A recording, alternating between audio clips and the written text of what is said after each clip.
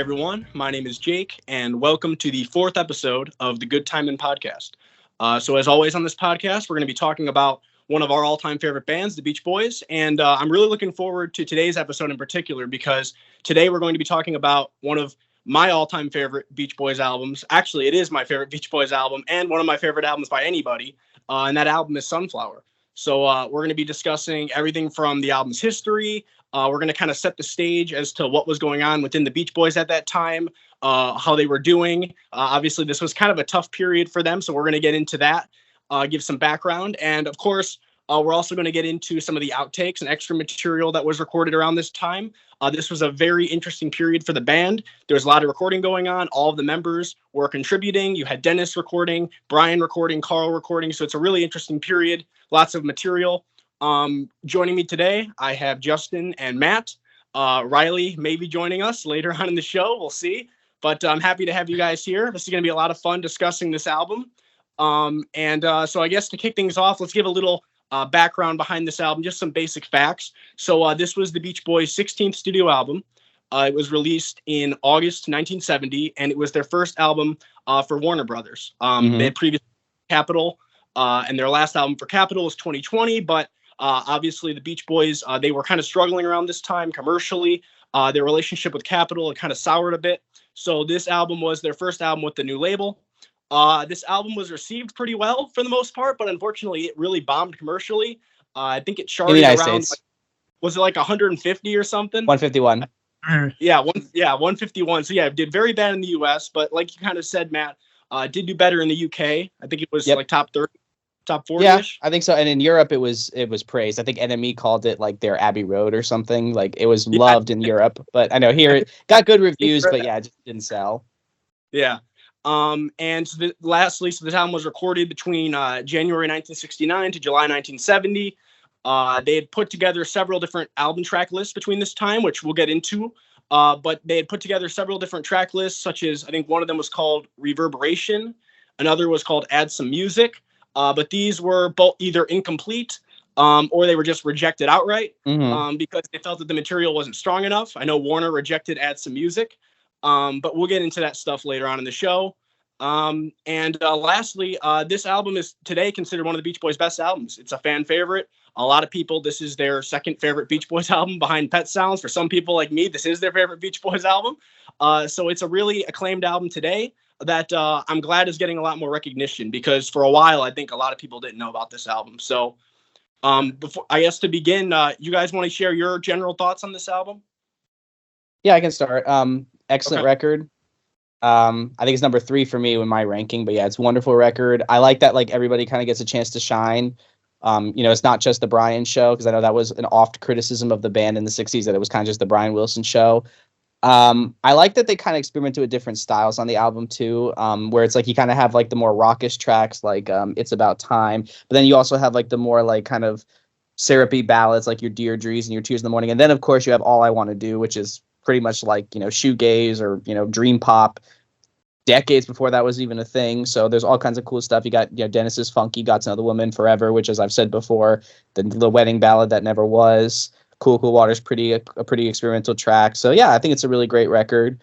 And I think this was also their first record that they actually have the masters to, because I know they have the masters to everything post Capitol, which is pretty cool. And also, it was the first record. This was also their first record past the post the Sea of Tunes sale, which obviously devastated Brian. That Murray sold those for like next to nothing. So that's kind of cool. Yeah. So Justin, if you want to go. Yeah, this is definitely my favorite Beach Boys album. It was kind of the album that kind of changed everything for me with them. I'd only known like the 60s stuff before, like I mentioned in the first podcast. Finding those cassettes and the Sam the Record Man that one time with like all the 70s albums, it was just really exciting to discover that music because the fidelity was there versus the 60s stuff, and especially the early 70s stuff. It sounded like they spent a lot more time on them, just in terms of vocals and like harmonies and stuff like that. And I think this album really like catapulted forward in terms of like experimenting with overdubbing, harmonies. They had the 16 track by this point, so they had more tracks to play with. Also the music too. The music kind of got more sophisticated because of that as well too. They were able to utilize that to their best ability, and yeah, it's definitely my favorite Beach Boys album. And like I mentioned to you guys before when we started this call, this was the first CD I actually bought, or I got for Christmas 1993 when I first got a CD player. That was my first CD player, and my grandma bought this for me from that same Sam the Record Man that I got the cassettes. And yeah, it's just something cool that I've always held on to all these years, and this is probably the only CD I have right now. So yeah, it's really cool. Yeah, no, CDs awesome. were really expensive back then, right? They were. This was about $20. I remember. Yeah, because I know that's actually why a lot of people actually say that's kind of what happened, was that the CDs had gotten so expensive. That's why like Napster really was like so popular, because people just got tired of spending like $20-$25 on a CD. But yeah. Right. But yeah, no, you're right about the 16 track. I actually have the liner notes right here. This was recorded on a special 3M 16 track tape recorder supplied by Wally Hyder Recording Incorporated of Hollywood, using 2-inch wide tape. One funny story about 16 track. Do you guys know the story behind Iggy Pop's Raw Power? No. Stooges, yeah. Yeah, but you know the story behind that album. So according to David Bowie, when he went to go mix it, all Iggy Pop did was use 3 tracks of a 16 track recorder. One for the vocals, I think one for the guitar, one for everything else. So Bowie had to just go in there and just kind of fiddle with it, and he did what he could. I just thought that was really funny. And that kind of ties your hands behind your back with. I think because I think he was really high on coke at the time, so it's like he was just kind of behind the mixing, trying to do what he could. But I just thought that was like so funny. That's really interesting. I did not know that. Yeah, so for me, for the reason, so it's my favorite album as well, Justin. And part of the reason why for me is just like there's so much variety on this thing. It's kind of like, I think I said this for today. Like I feel like there's something for everyone on this album. Like if you like more upbeat, like rockin' songs, you got songs like Slip On Through, It's About Time, stuff like that. If you like those like real lush, sweet like ballads, you got Forever. All I Want to Do, Our Sweet Love, so there's just such a great variety, and the fact that like there's so many contributions from the other members, like so many people think casual Beach Boys fans just view the Beach Boys as like, Brian's band, and then like there's some other guys in the group too, but it's like this album, I said this in my ranking, it really shows that like the other guys were a huge part of this band, and they were very talented songwriters. I mean, this is the album where Dennis really breaks through as a songwriter. You got some great contributions from Carl on production. I know he also co-wrote, I think, a couple of songs on here as well. But it's just a really great album. And I think it's a great cohesive album to just listen to all the way through. It just works really well as a whole unit. So it's definitely my favorite as well. So I guess to start out here, Justin, do you want to kind of talk a little bit about like the history of this album, kind of what was going on within the band? I know that they were coming off of a rough period. They had a couple of really rough tours. So you want to talk a little bit about that?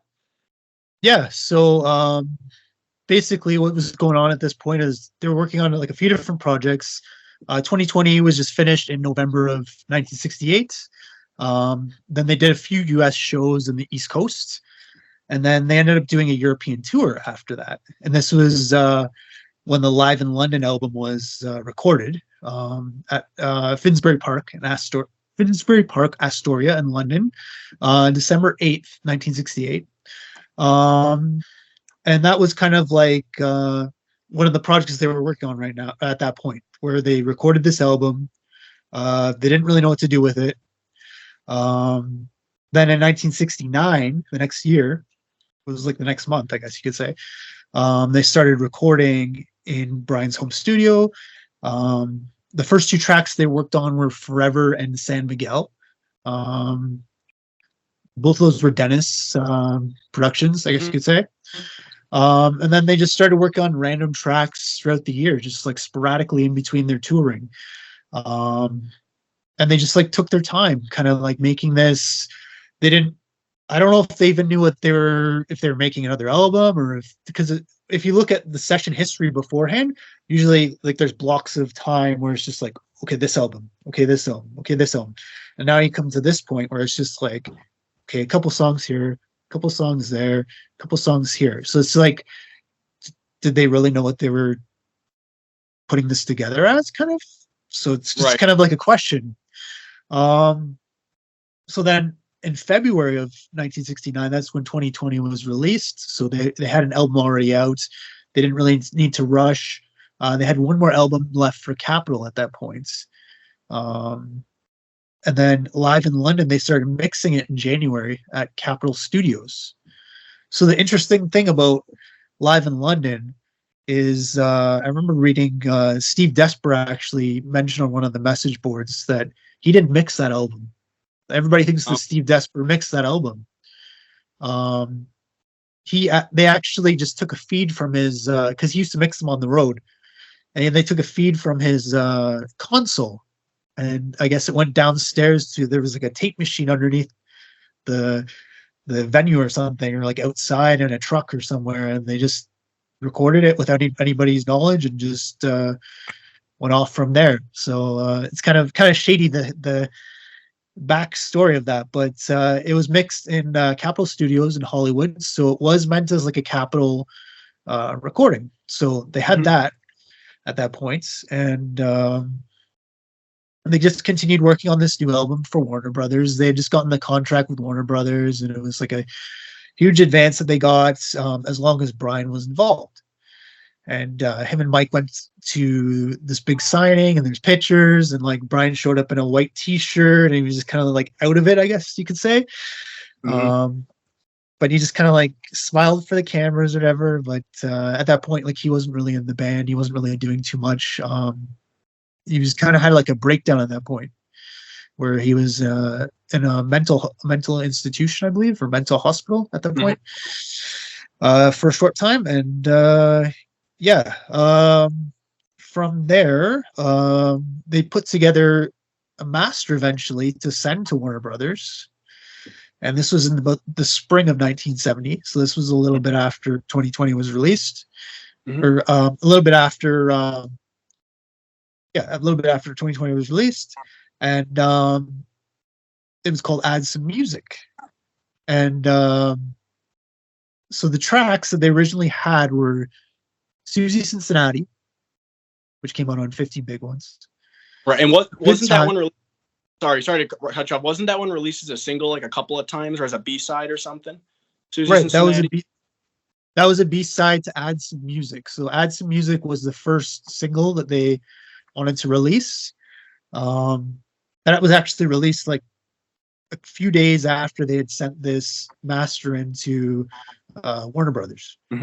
So that they already knew like this is going to be like the single that we're going to put off this album. So why don't we call it Add Some Music? But then at the same time, they're saying, well, it was always called Sunflower. So it's kind of confusing the history of like, was this album originally called Sunflower or was it called Add Some Music? So, right. So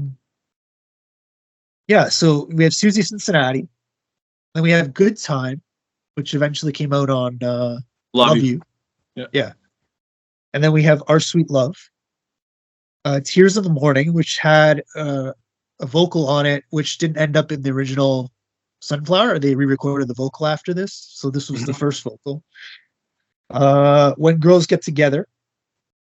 Slip On Through. Add Some Music to Your Day, because that's the big single. Take a Load Off Your Feet from Surf's Up. This Whole World. I Just Got My Pay, which was unreleased for many, many years. I don't know if has it been released. And was it on the box set? Yeah, set? Yeah.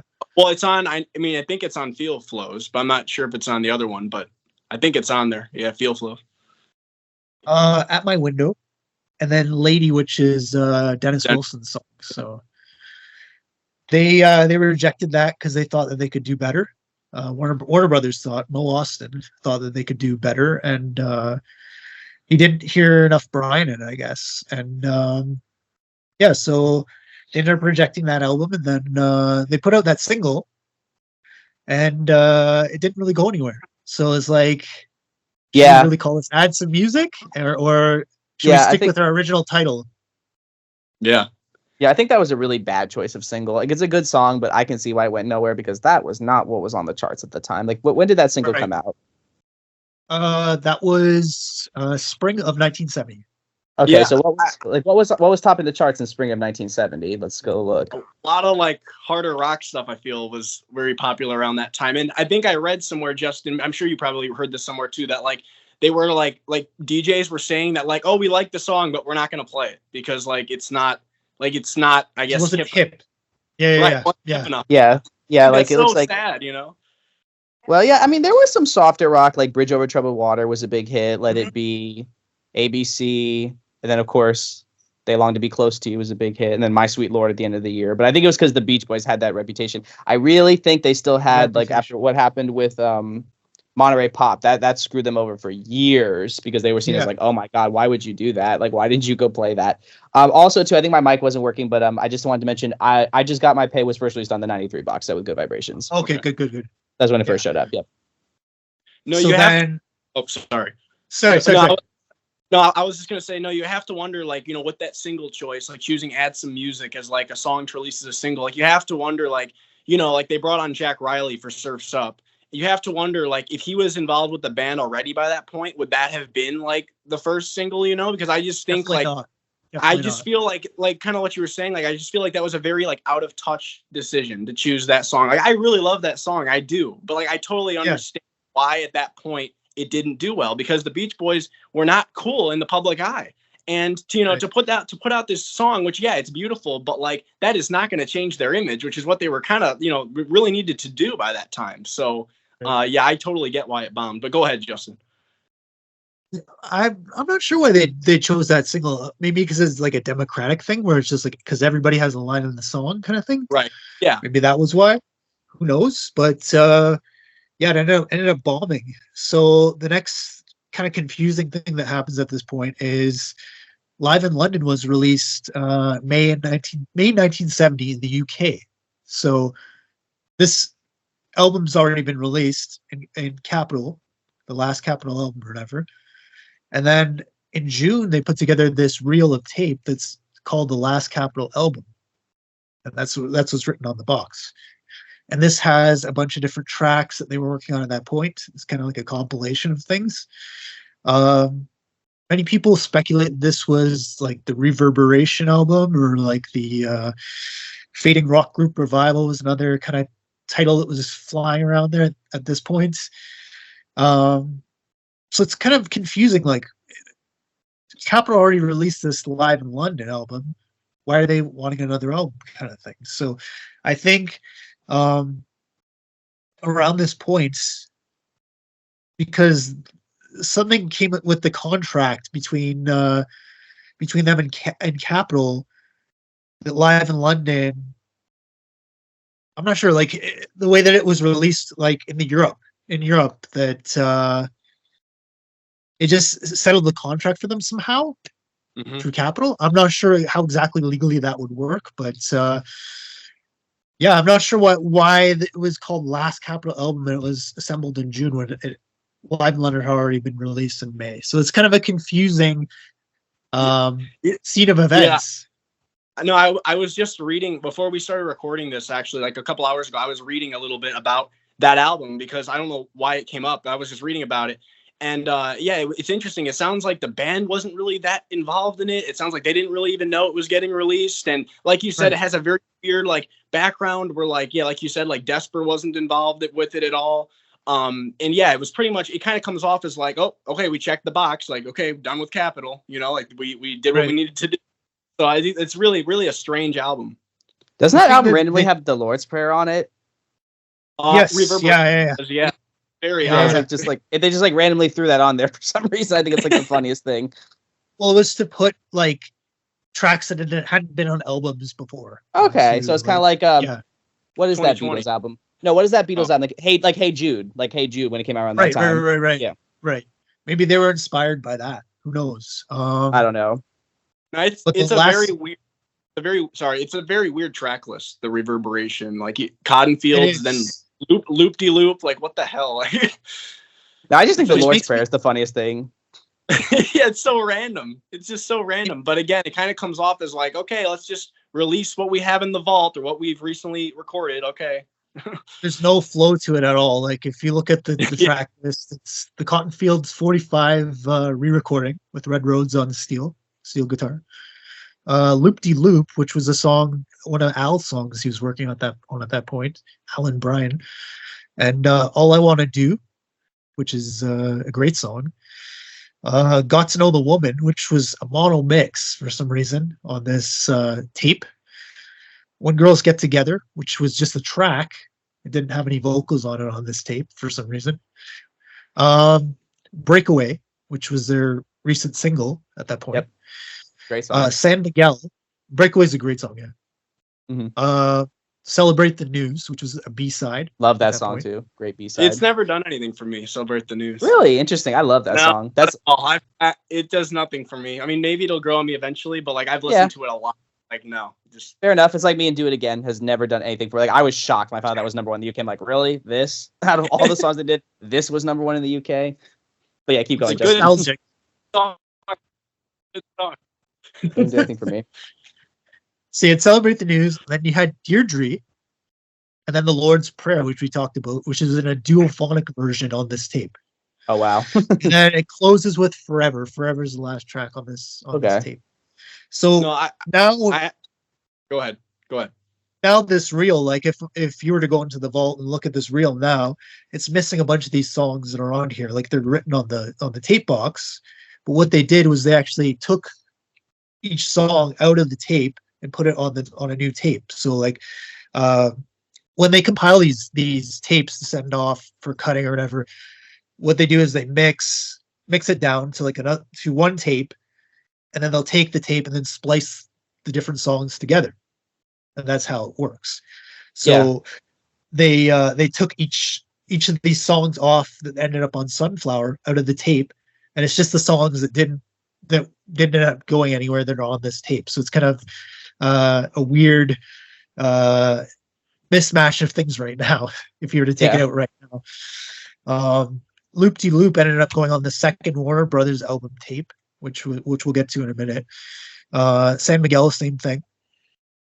All I Want to Do ended up going on the Sunflower Master, and Deirdre ended up going on the Sunflower Master, and Forever, sorry. So they ended up doing the Sunflower Master in July. So after they did the last Capitol album tape, the next month they did the Sunflower Mastering, and then they sent that off to Warner Brothers, and then on August 31st it was released, which was basically the end of the summer kind of thing. So it's a little bit too late. I think that might have had a reason why it didn't end up doing so well. I think if they released that in June or maybe like May or something, it might have done a little bit better in the US. Just because of like the summer, people think of the summer when they think of the Beach Boys, right? So, right. Then the next day after it was released, they started putting together a second Warner Brothers LP tape, which had those tracks I mentioned before. And then it also had Susie Cincinnati, a song called Help Is on the Way. Oh God, that's a weird one. Kind of an interesting track. That was on the 1993 box set. I know that because I remember hearing it for the first time. Yeah, that's on the 93 box set. Take a Load Off Your Feet. Carnival. That's a weird song too. I Just Got My Pay. Good Time. Big Sur, the original version. Lady. When Girls Get Together. Looking at Tomorrow. And a song called How Deep Is the Ocean, which is Till I Die, minus Brian's lead vocal. Okay. So that was I guess they just took whatever they didn't use and then just put it on this other tape, which they wanted to be like the second album or whatever, right? So we're getting a little bit ahead of ourselves right now, but I want to mention that for many, many years, they thought that this tape was called Landlocked, or like that was kind of like the working title or whatever. But kind of like the stuff that's come out in recent years is just like that was never really a working title. That was kind of just like maybe like a day or something, or like it was just something really it didn't last too long, so it didn't mean anything. It wasn't really serious. So yeah. And then I want to mention some of the other singles that were released from this album too as well. So we had Add Some Music, which was the lead single, and then Slip On Through was the second single. Dennis track, Back with This Whole World. And that was in June 29th, 1970. And then Tears in the Morning, which is kind of an odd choice for the third. I wouldn't have chose that either. So I don't know if you guys have ever seen that picture of them performing on Top of the Pops. Tears in the I've seen Morning. the picture. Yep. Yeah. Unfortunately, I think the BBC wiped it because the BBC wiped so much stuff over the decades. Like there's like nothing exists anymore from the BBC almost from back then, unfortunately. But I wonder if they lip synced it because I know Top of the Pops was usually lip sunk on occasion. On occasion they sung live. Like I know Bowie sang Starman live, which made him a big star. But generally speaking, I know Top of the Pops was lip synced. If I remember correctly, it was the backing track, and then Bruce did a live vocal over top. Okay. Well, we'll never know because it doesn't exist anymore. We'll never know. It doesn't exist anymore. Yeah. So, and then also around this point, because I mentioned like they're working on a few different things. Like they're working on this Last Captain album. You got Live in London going on. You've got Sunflower going on, and then Brian's working on this country album with Fred Vale at the time too. Their previous manager in the 60s. So, just a lot of recording, a lot of different projects going back and forth. It's really confusing. So yeah, what can I say? Also, on top of all that, they were touring quite a bit around this time.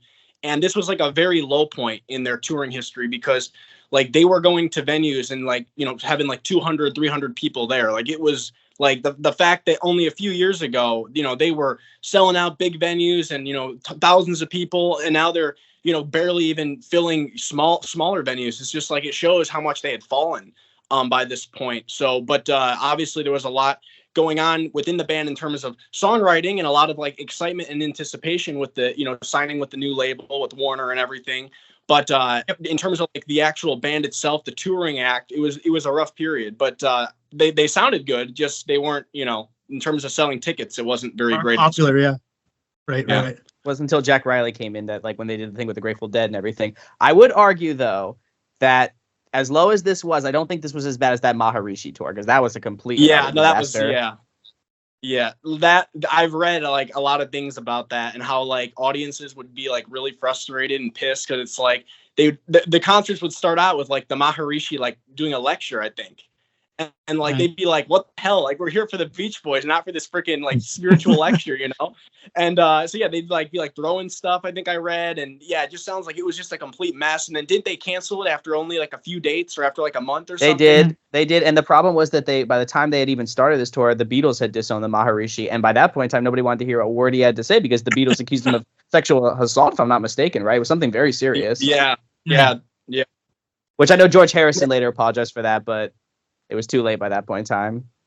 And also on top of that, around this time, around like the time of like the Sunflower like recording sessions and stuff, you had the whole deal with Manson in the public light, you know, where that they had caught him and the trial was going to start and everything. And you know, people had already kind of known that there was a Beach Boys connection there because of Dennis. You know, Dennis was like, you know, friends with him for a short while. And again, how close they really were. They were obviously they did some recording sessions together. I know Manson recorded, I think, some tracks at like Brian's home studio. And then obviously the thing happened with Terry Melcher where, you know, he kind of rejected Manson's stuff and then Manson got pissed. And then we all know kind of what happened from there. But had that going on, too, which I'm sure really affected Dennis, you know.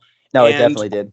Affected, I'm sure, some people's, you know, image of the band, you know. It was kind of like, huh, like that's weird. Like, the Beach Boys are involved in this like really horrible thing. So, well, I know Dennis didn't have to testify. I know it was, I think Greg Jacobson testified, right?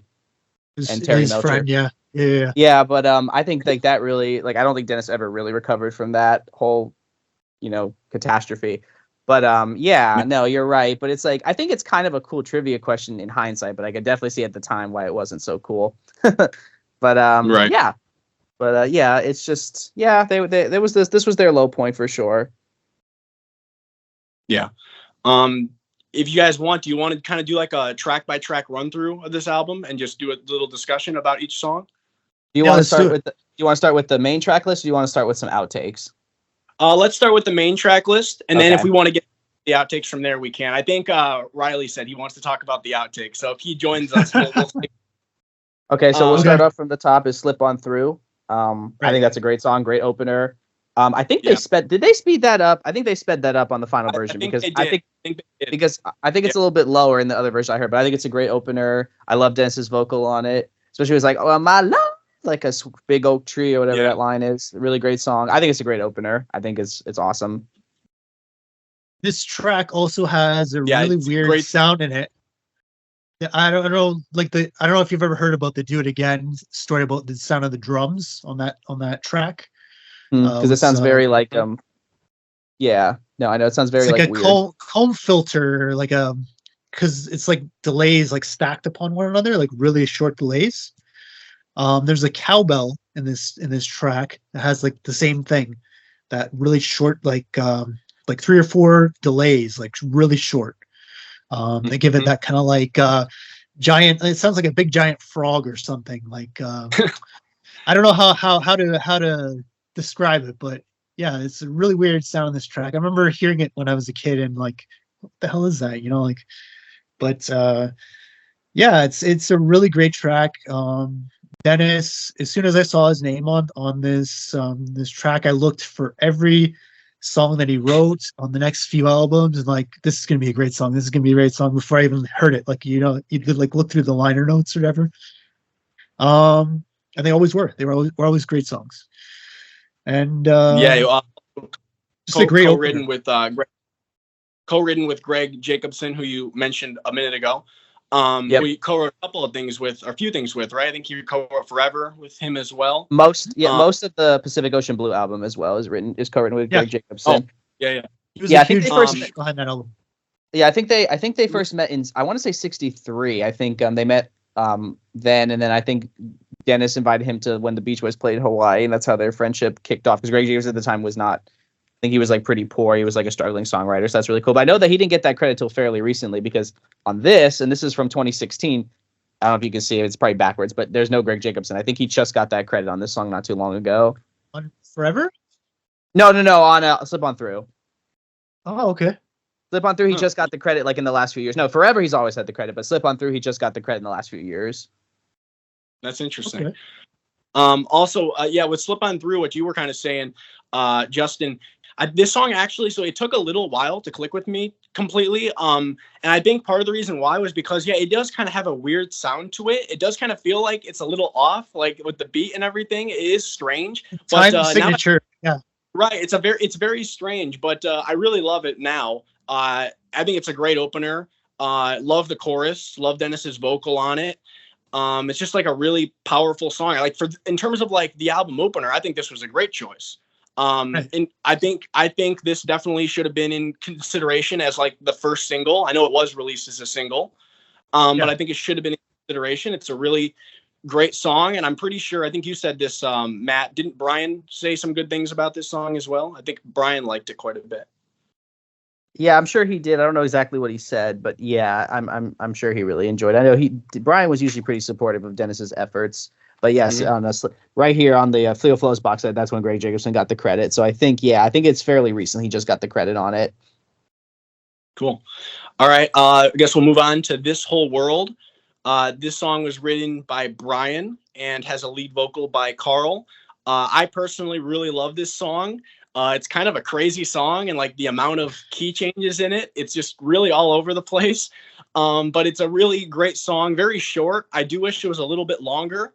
But considering that it is, under 2 minutes, I think it packs a lot into that short amount of time. And I especially love the that second section. I guess it's like the bridge section, where they're like, when girls get mad at boys and go. That, to me, that's the best part of the song. I love like the production on that. I love the vocals on it. And then obviously the harmonies, and then the outro of the song too. Get some really cool vocals there. So I really like this song. What do you guys think of it?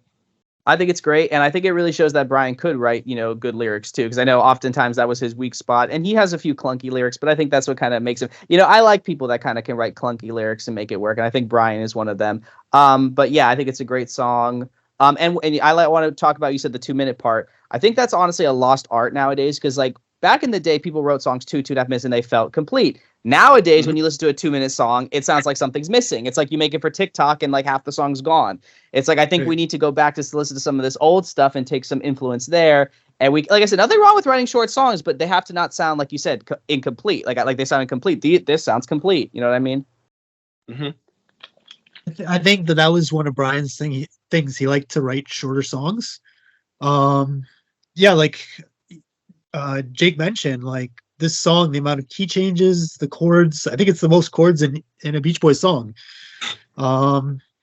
I really love the rock and guitars. They're kind of buried in the original mix. You can kind of hear them a little bit better on the Feel Flows, the instrumental. And the vocals at the end you mentioned. I wanted to mention about Brian's studio at this point. He didn't actually have a reverb chamber when they originally built it in '67. By this point, he ended up getting a reverb chamber put in. I believe it was in the chauffeurs. It was like above the room or something in our little room. I forget what they called it, but yeah, it was that's what you're hearing on the end vocals, that reverb chamber. Yeah, so it's a really cool effect. Yeah. Was there a way to do like artificial reverb back then? I know there definitely was, but I guess I know Brian probably always went for like the authentic spring reverb. Oh, okay. That was it. Is that like what Dave Dexter did on the Beatles albums when he added all that reverb?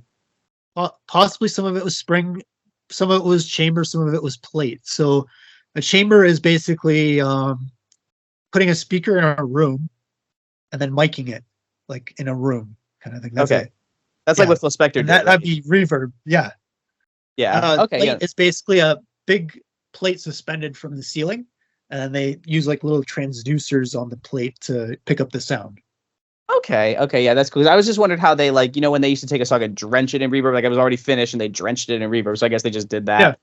That's cool. Yeah, because now you just go into, you go into Pro Tools, whatever, and just click reverb, and it's like, it's such a different world now. Yeah. They still give it like names like chamber and plate. That's where those names come from. Like the chamber is like a room, and then the plate is just like a metal plate. So yeah, it's really cool. That's really cool. Yeah, that is very, very cool. No, you were saying how like they made some changes in terms of like the studio, like adding some stuff, made some improvements. I noticed that like this album in particular, like compared to some of their previous albums, like Friends and Wild Honey, that had also been recorded, at Brian's home studio, that this album sounds a lot like cleaner and more well produced to me. Like those albums, especially like Wild Honey, it sounds kind of muddy, that I do prefer like the more cleaned up stereo version they did on what's it called? Sunshine Tomorrow. Sunshine. Yeah, I like more. But this album just sounds really well. Like it's just really well produced. It just sounds really good. So that's another reason. Which is funny because the Steve Hoffman forums always say it sounds like crap, but I don't know. I take everything they say. No, they do. They constantly say like, "Oh, this album wasn't recorded well. That album wasn't recorded well." I'm like, sounds okay to me. So I think it's one of their best recorded albums. Steven Desper, he did an amazing job on this album. Yeah. He kind of experimented with a lot of stereo miking techniques at this point. If you read the liner notes, he kind of goes into detail about that, like the different mics they use and stuff. But in terms of stereo miking, that's basically, say you have like a guitar, like a good acoustic guitar, you're miking at one point of the guitar, and then you're miking another point of the guitar, and then you mix those two mics together, and then you put them across the stereo field. So it's like panned either right, left, or like anywhere in between there. So it gives you kind of like more of a depth to the sound. Mm-hmm. And also with the vocals too, the vocals were mic'd stereo as well too. So you could have a mic like back, like 10 feet back, and then a mic closer up, and then put them in different spots across the speakers, right? So it's really, I think that's what we're hearing. It's just like a really enveloping sound. No, that's cool. No, like I wouldn't say like I'm not too involved like musically. I don't have a music background or anything, but like I've always found it interesting hearing about all that stuff, like the experimentation with placing microphones and doing different mixing stuff. So I always find that stuff fascinating hearing about it. So the third track on this album is Add Some Music to Your Day, which, as you mentioned, Justin, was the first single released before this album even came out. I personally love this song. I think it's a great song. It's got great vocals from pretty much everybody. I think everybody kind of has a line on here. And it's just a really pretty song. I really like the bridge section with Carl singing. That's probably my favorite part of the whole song. And there's some really pretty harmonies after that as well. When they go like, "When day is over, I close my eyes." Really love that part too. Yeah. I really wish that this single had done better. Like I said, I understand why it didn't, but I really do think it's a top-notch song. And I believe it was co-written by Brian, Mike, and I think somebody else is Joe in there Knott. Joe too. Knott. Yeah. Joe Knott. Okay. Yeah. Okay. Yeah, Yeah. I really like it. I like it too. I just wish it had a Dennis part. That's the only thing. It's the only thing it's Oh, yeah, missing. Dennis is not in there, I think. Yeah. He was No, Dennis is outside- not on it. No, he's probably was doing that. Yeah, no, it's a great song though, and I totally agree with the Carl part. The music, "When you're alone," is like a companion to your lonely soul. Yeah, Beautiful. yeah. I like how he says companion. He's like, companion. Yeah, the enunciation is really cool. I like that too. Yeah, Yeah, no, it's a wonderful song, wonderful tune. And the soulfulness to his voice in that specific section is really you can hear he's like really up on the mic, like really close, and like it's a really great part. And he had a very angelic voice for sure. He did, yeah. Yeah. And I think like in this album and a couple albums before this as well too, like he was really coming into his own. He's kind of growing up. He was just a kid when this band started, so like he was just getting into his 20s now at this point, and just kind of like proving himself, and that he wasn't just Brian's brother in the band, that he was actually like a musical force himself too. So it's really cool to hear this period of the band, because it's like you mentioned before, it's not just Brian's band. There's other talented people in this band as well too, and some of Al's vocals on this track too, I really like the way he sounds. Like it's like very I don't know how to describe it. Like I don't either. it's just I have like a hard time the describing his- frequency. He has a very distinct Very voice. pleasing. And it works. It's very well. earnest. Yeah. Right. Yeah. Right. All right. So track number 4 is "Got to Know the Woman." I know I for like a this lot- song. I like Okay, this song. I know a lot I of do people don't. too. I do, because I know a lot No, of I people do. don't, This song. but I do. I do as well. I for a while it did take a while to grow on me, and I do kind of understand why this song isn't a favorite of everybody, but I do like it. I think it's fun. It's got kind of like a funkier beat to it, which is kind of unique Yeah, it's like for the it's almost boys. like it is. It's funky. It's like a little James Brownie. I like it because it's just kind of like Dennis is just cutting loose. You know, that's what I really like about it. Yes. It's just, come on and do the chicken. You hear him laugh, which is always Yeah. infectious. Also, another song that Greg Jacobson recently got a credit for. Back in the day, it was just credited to Dennis.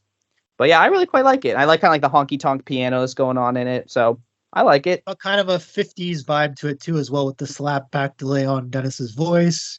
Yeah, it's just a great rockin' tune, and it's something a little bit different in the album that kind of sticks out. Yeah, I think one of the things I think maybe some people have an issue with on this song, or something that makes it a little tough for some people to really love it, is like the whole gospel choir on it. That was kind of what took a while to grow on me. They keep repeating "Got to Know the Woman." Yeah. It's like yes, Dennis, we know. But I do really like this song. It's unique. It stands out in the Beach Boys discography. I think it stands out in a good way. Where like other songs like "All I Want to Do" on 2020, like that one I don't love particularly much. But this one I think stands out in a good way. So I do like. I love this that song too. Yeah. Oh, do you? Yeah. I mean, it's not. The I like worst. it. All It's I like Want to? it's like punky. You know, I like the little surprise you put on the end. It's like kind of it's horny. I like it. Yeah, It's so different is it- for them. It's different. It's different. No, I mean I would take that over "Summer of Love." You want to talk about sticking out in a bad way? Woo! Oh, that's I horrible. like at this point that they were trying different things, and that they were willing to experiment, and that's what made these albums so great. That they had like a bunch of different styles on them, and people who love music usually like a bunch of different styles. So, kind of gives you a variety, right? Right, because It does. I feel like some albums, a complaint I've read about like some albums is like every track sounds the same, and like like AC/DC. That's a common complaint. AC/DC. Right, like every exactly. song sounds the same. Or like I've heard people say about Shawn Mendes. There was I gotta go find it. I know he's Canadian, but he's a nice guy. But like Shawn Mendes has this there's this compilation they did of Shawn. They literally all the songs sound the damn same. It's like he wrote the same song I don't know who wrote it. The same song 17 times. The formula. Yeah. Stick to the formula, right? Don't F with the It's formula. the formula, yeah. All right. I guess we'll move on to the next track, which is Deirdre. This is mainly a Bruce Johnston composition. I know Brian contributed a little, but from what Bruce has said, it's pretty much his song. I really like this song. It's my favorite of Bruce's 2 songs on this album. I do prefer it over Tears in the Morning. And this is actually probably my second favorite Bruce Johnston song. It's right behind Disney Girls for me. I really like the melody on it. It's like almost like sickly sweet in a way, but like I think it's a little like in a good way. Yeah, right. A little bit. Yeah. Which, like I said, I like the sappy stuff. I do like the sappy stuff. Yeah, I do too. I will say too, my favorite part of that song, first of all, intro is awesome. Again, it was used in Earthbound, which is awesome. But also too, what I really love is I think my favorite part is the bridge is really cool, and I like the tomorrow at 10, I'll wake you and then. That's like I love that part of the song. Yeah. That's a good part. And I really like Bruce's vocal on this song. I like the harmonies like on the chorus. It's just a really nice song. And I think like the intro, that weird creepy intro that was used in Earthbound, I think that's kind of another example of them like experimenting, doing some like weird stuff, you know. So I really like that. See, I don't think there's it's a lot of reverb on there. I don't think it's creepy by itself, but when it was used in Earthbound, they turned it into something like really creepy. Yeah, which is cool because Earthbound uses like Beatles, uses Rick Ocasek, like the game developers came up with a lot of really cool samples to make the soundtrack. Hey Reilly. Hey Reilly, what's going on? Hey Reilly. We're doing our run through right now of the Sunflower track list. Right now we're on Deirdre. So do you have any thoughts on Deirdre? Hell yeah, my favorite Bruce song. It's one of those songs in the album where I think it's like, because I mean this album gets labeled as like a big influence on that shoegaze and indie pop bedroom kind of genre, and I think a lot of people point to All I Want to Do. I think Deirdre kind of fits in there too, even though Bruce's voice might not fit it, but it's whatever. And I really enjoy Our Sweet Love, also has that kind of sound. So, but Deirdre is my favorite Bruce song by far. Yeah, it's a great song. I love it too. Oh yeah. All right, so I guess we'll move on to the last song on side 1 of Sunflower, which is It's About Time. This one was co-written by Dennis, Carl, and Al Jardine. And this is a really rocking song. It has energy to it. I think it's a very it's one of those songs, I've said this before, but it's one of those songs that showed that the Beach Boys could really write like a really good rock song, you know, for that time period. And I think this would have been an interesting one to see like what it could have done as a single, because I think it's really energetic. I think it's fun, and I think they did it live, and it was really great live as well. So this is a song that I think is one of the more underrated songs in this album. I don't think people necessarily point this one out as like a standout a lot, but I think it's a great song, and I like it a lot. So yeah, I do too. Also, Bob Berkman was a co-writer on it, and Carl also. And I have my cross references here. Carl did not get a credit on this song until fairly recently, because he is credited on the Feel Flows box set. He is not credited on this 2016 Super Audio CD. So that's another one he just got a credit for fairly recently. But yeah, I think it's a really rocking song. Like you said, it's very raucous. I like when Carl kind of could cut loose with his rock voice, which is good. Yeah. And this is the one that's like, I'm singing in my heart, right? That's It's About Time. Yeah. That's my favorite part of the song. Yeah. It's been a while since I've listened to this, so I don't remember exactly. But yeah, I kind of played these out too much. So like I'm trying to like take a break from the Beach Boys, because there was one time that's all I listened to for like 4, 5, 6 months straight. So I was like, you know. Yeah. What do you think of it? It breaks down in the middle there. That's a really cool part. So where Mike comes in, it's about time. It's about time. I used to really love that as a kid. Like just hearing, like, it sounds like Mike's, when you listen to it over the headphones, like it sounds like he's in your skull. It's like that close, you know, like. I love the that. fidelity of it. Yeah, no, you know what other song has that with specifically Mike? All This Is That. When it goes into that like golden auras line, it's like Mike's like right in there. I love that. Yeah. What are your thoughts on this song, Reilly? Yeah, I of all of Dennis's, like I say, rockers, I think this might be my favorite, and maybe it's just because it's on Sunflower, but I haven't actually listened to this one in a while, but because I don't really listen to the Dennis's rockers too much, but I think it's a pretty good song. I like it a lot better than All I Want to Do, and I think the other one is Got to Know the Woman. So yeah, we do like Got to Know the Woman here. So still a good song. I feel like Dennis has a lot more to offer than what I consider like a basic rocker from him.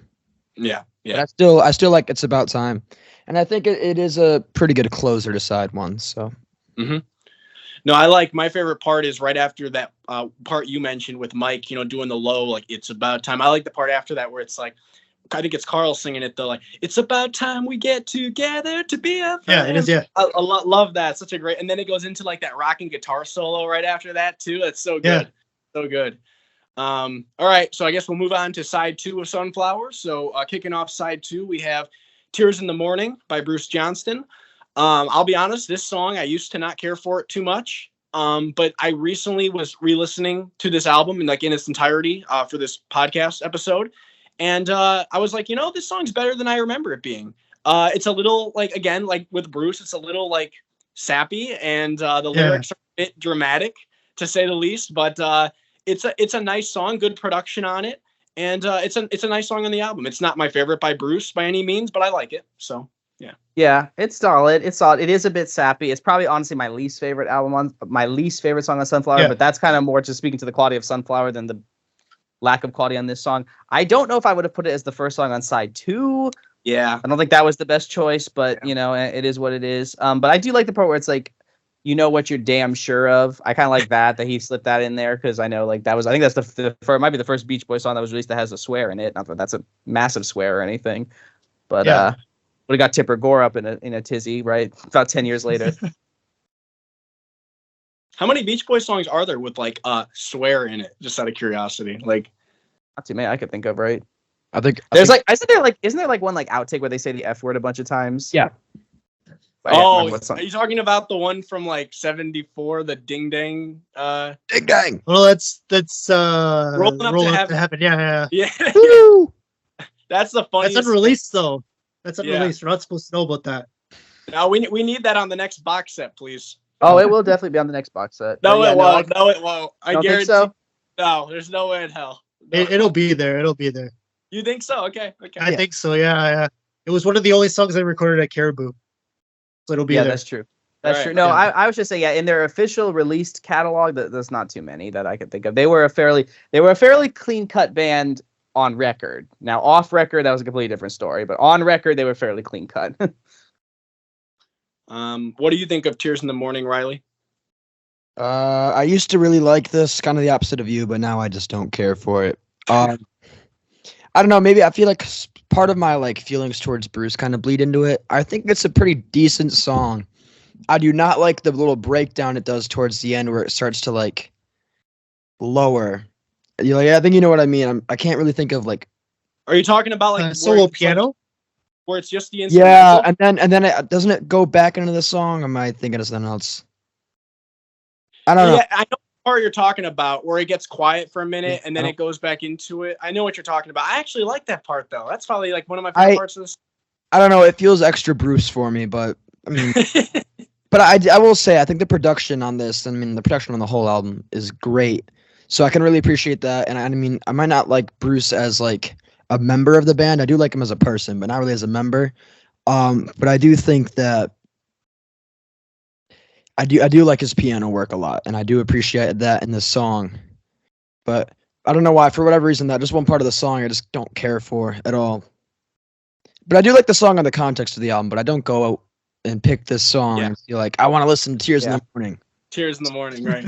Hell no. Something interesting I read about this song, I guess, so this was one of the songs that was in the live set list for a little bit around this time, around 1970-ish. Yep. And I was reading one review from a concert in the book I have, The Beach Boys in Concert. And the reviewer said something so I guess Bruce would perform the song by himself. He would just go up there at the piano, play the song, and the other members would kind of step off, And I guess the reviewer said something the crowd loved the performance, but if you saw the faces the other members were making at Bruce, you'd think he was about to get kicked out of the band or something. Or they said something he's in the doghouse. And I was like, why are the other members annoyed about it? I don't know. Let Bruce have the moment, Yeah. I like it a lot better when he does Disney Girls. That's I feel like that works for that song, but yeah, I hate his voice on this song. I just hate it. I said before, his voice is very I think I compared it one time to Davy Jones on the Monkees, where it's very that, and it's it works on some songs, but other songs it's just too theatrical. It's like the same problem I have with like some Davy Jones songs, the Monkeys. Like some songs, great. Other songs, it's like I Yeah, do too like much, it like Disney Girls. I feel like it works.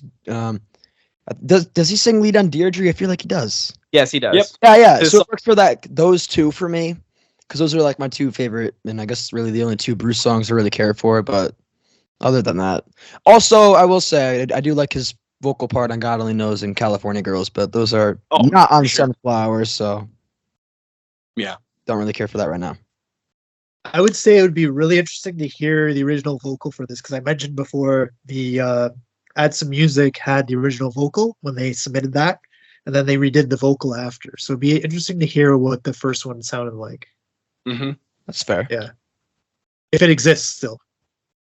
Right.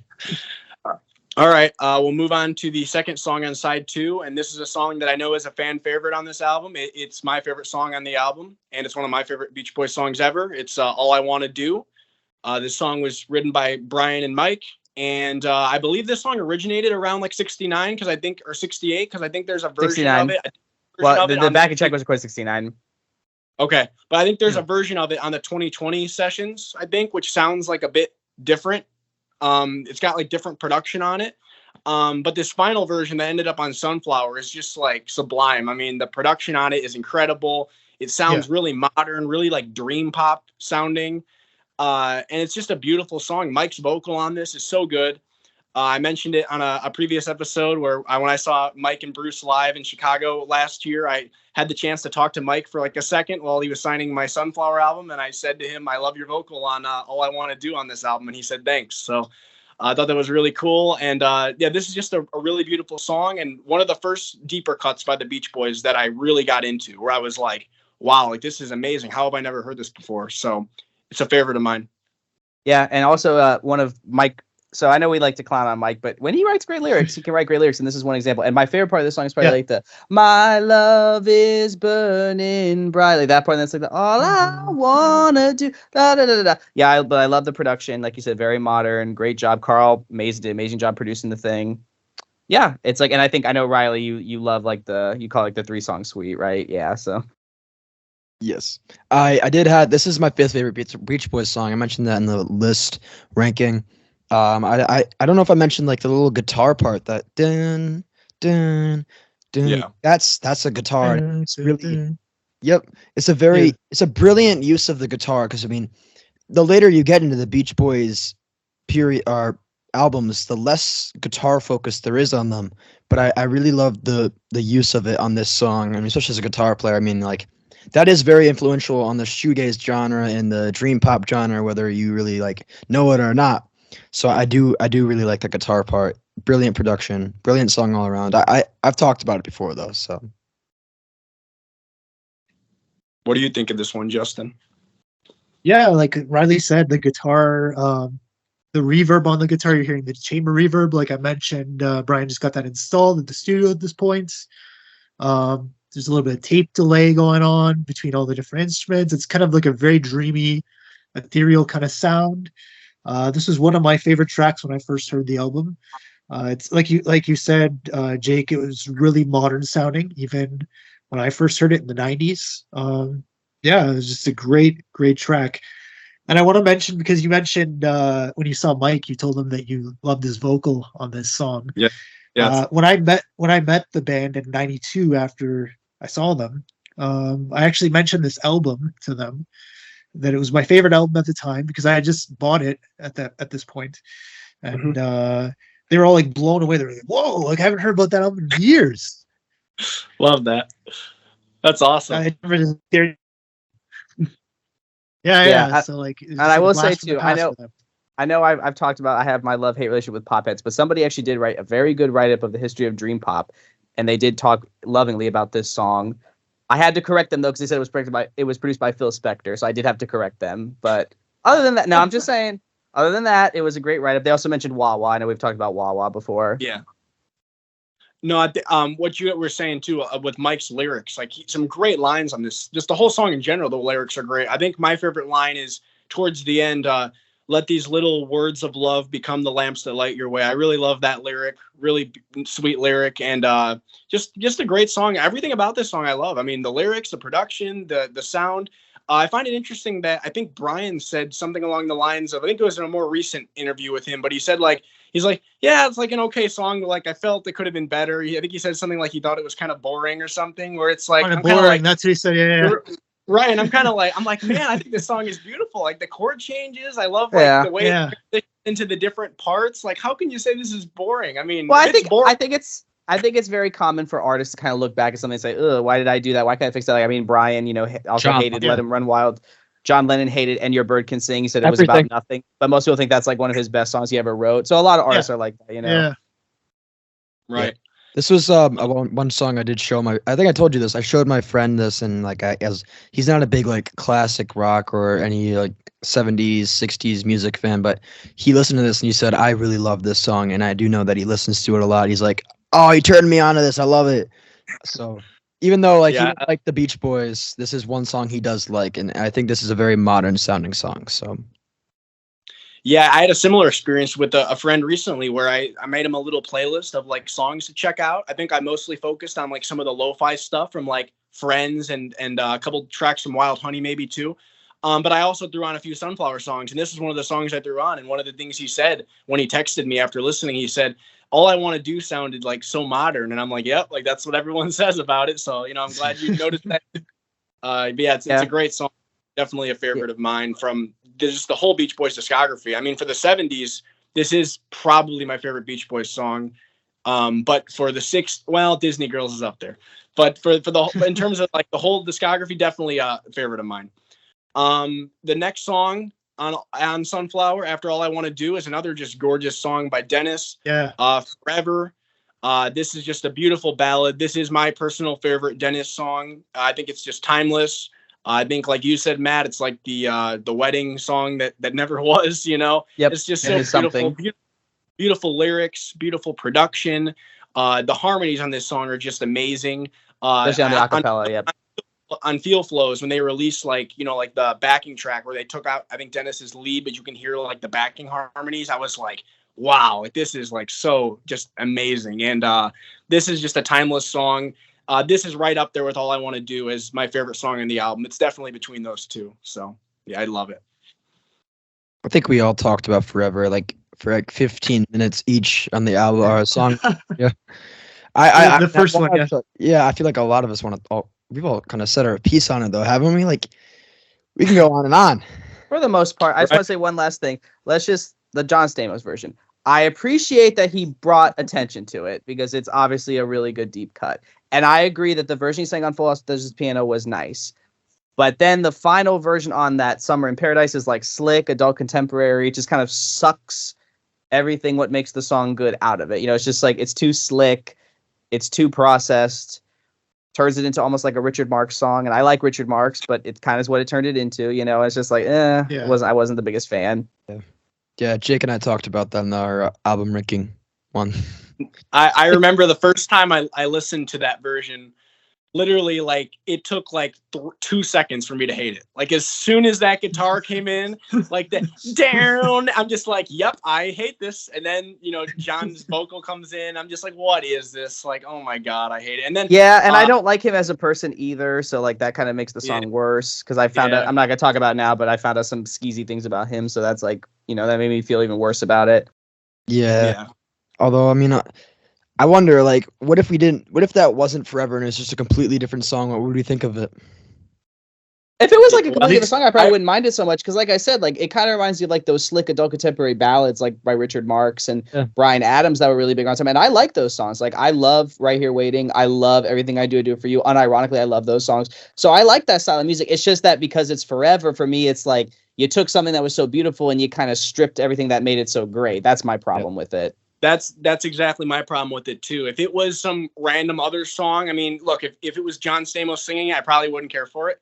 And if it has that Summer in Paradise production, I probably wouldn't care for it either. But I mean, yeah, my issue with it is the fact that it's taking one of my favorite Beach Boys songs, one of the most beautiful songs that Dennis ever wrote, one of the most beautiful songs ever, in my opinion, and turning it into this glam power ballad thing. And it didn't need to happen. I get that like John Stamos, played a role in like kind of the Beach Boys, like staying relevant in the 90s, with the appearance on Full House and everything. Like, I get that, but like, I don't know. It's just something about this song that's always just rubbed me the wrong way. Doesn't And I sit like right. never- Yeah. yeah. I do like the version with just the piano though on the episode where he got married. That one is nice with the choir and everything like that. If that had been on the CD, I think that would have been better. That's what I've been saying. But the version that they put on there was just no. Yeah, I know. Quickly before we get to the next point or next song, you guys mentioned the wedding song that never was. I feel like Forever is the wedding song that was. Nobody ever talks about Only With You though from Holland. Nobody. That's a good one too, but that one seems to be kind of polarizing because there's quite a few people on the sub that don't care for it. We could talk about Holland. I could talk about Holland. We'll do an episode on Holland, right? We definitely will. We definitely will. Hell yeah. All right, so we'll move to the next song. I guess it's in Reilly's 3-song suite here on side 2. This is the third part, and this is another really beautiful song written by Brian, and I believe Carl co-wrote it as well. And Al. Yeah. Don't want to leave out Al. Yeah. Our Sweet Love. This is a really gorgeous song. Beautiful vocal. Kind of like a simple sounding song. You know, it's mostly just like a short verse and then it goes into the chorus, but it's just a really pretty song. This is another song where like Carl's vocal is just so like angelic. It really elevates the song to another level. And I love this song. I will say, like, I don't think it's quite as strong as All I Want to Do in Forever, but like it's right up there. It's definitely like it's probably in my top 5 for the album. So I like it a lot. Yeah. I love the way the piano or sorry to cut you off, but like the piano, the organy, that sounds great. Like how it's produced. Yes. I kind of see these. I mean, I've mentioned it a lot. I see these songs as a 3-song suite. I will agree. Like the first one is kind of like Star Wars or Indiana Jones, where like not Indiana Jones, Star Wars, where it's like we got A New Hope with All I Want to Do, and then Empire Strikes Back with Forever, and then like the third one's like not as good as the others, but it's still pretty strong. It's like Return of the Jedi. Yeah. I don't know. Maybe that's just me, but I feel like this one, All I Want to Do and Forever, all like very influential and very like proto dream pop, proto shoegaze kind of stuff. But I mean, I still give this one props. I really love the chorus and I love the "Won't Last Forever." Like that part is awesome. I love this song. I read that this song originated. Maybe can you confirm this, Justin? I think it originated from like a Friends. I'm pretty sure. Like, but I think I listened to the Friends one. I didn't really hear it in it, so I don't really. It's a little bit different. It was called Our Happy Home. Yeah, okay. I remember. Yeah, I listened to that. Yeah, it's a little bit different. It changed around a bit. Carl basically took it over from Brian, the song. Brian started it, and then Carl kind of finished it. Yeah, it's just a really pretty song. It's got kind of a really unique percussion sound in it, like that sound, like in it. That's actually like a key ring. They put like a key ring in front of the mic and just with keys. That's the percussion. See, I think that's something we've lost nowadays because everything now is just on the computer. Like people don't do that clever stuff anymore when they write when they perform songs. I feel. Yeah. You just get your little MIDI keyboard out. Yeah.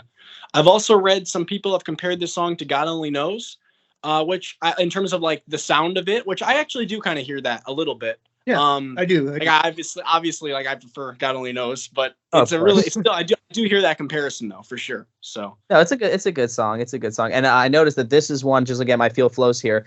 Brian, Carl, Al, and Bruce all produced it, so I had a lot of hands on it.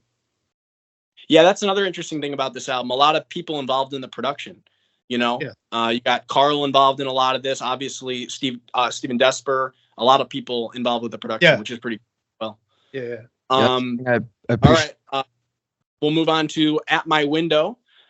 This is an interesting song. It has Al Jardine and Brian Wilson as the co-writers on it. I know it was borrowed from another song, I believe, The Melody, which is kind of a trend with Al's songs. Kingston Trio. Yeah. Raspberry Strawberry. I think. But I have to say, I know some people, this isn't like a standout on the album, but I do really like this song. I really like the harmonies on it. I like the production. I really love like Bruce's parts on this song, especially. I think he sounds particularly good on here. I like that like cool, I think it's like that cool chord or key change at the end where it's like, he came to my window. I really like that part at the end. Yeah. And it's just some really cool harmonies on this song, and it's just really well produced. So I like it a lot. So I just hate the French that Brian attempts to do. It is so bad. I thought it was like that was Spanish Alan asked him to do that. I thought that was Spanish at first, right? I'm like, what is this? It is so bad. It's funny almost how bad it is. It's kind of like what's that song by the Beatles, Sun King, where like they kind of like they merged like. yeah. But it's not like that was like a merger of like Spanish and French, right? It was like almost like they made up their own language. It kind of first time I heard it, it made me think of that, like Sun King by the Beatles, where it's like Cuando para mí, so like, but that actually sounded better. But other than that, yeah, it's a great song. I just don't like that French. It's just so. It's we owe an apology to the French on that one. What do you think of it, Justin? I think it's a great track. I really like that it sounds really unique. Bruce's vocal is very great in it. I think Al did a great job because it was mainly his baby, this track, from what I've read anyways. And yeah, everybody's on it. Brian's there. He's doing the French. And yeah, I think it's a great track.